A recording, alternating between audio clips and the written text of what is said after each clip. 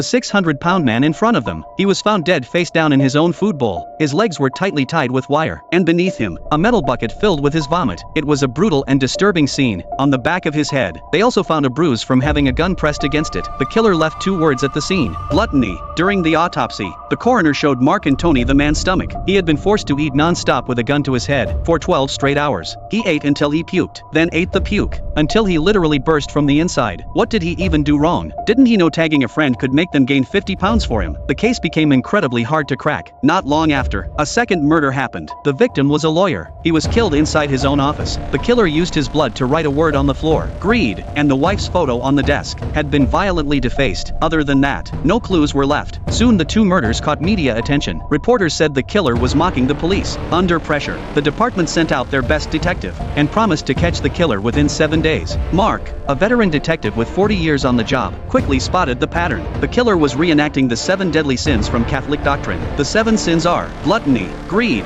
sloth, envy, pride, lust, and wrath. That means 5 more murders could be coming, and with only a week left until retirement. Mark clearly didn't want the case, but the younger detective Tony had never dealt with a case like this before. He was completely lost, with no better option. He invited Mark over for dinner. After they ate, the 2 had a great talk, and Mark finally agreed to help. He thought the lawyer's wife could be a lead, so they brought the crime scene photos to her. She noticed one painting in the office had been hung upside down, so they headed back to the law firm. And sure enough, behind the painting they found fingerprints on the wall. They didn't belong to the lawyer. The killer had arranged them to spell out the words, "Help me," a direct taunt to the police.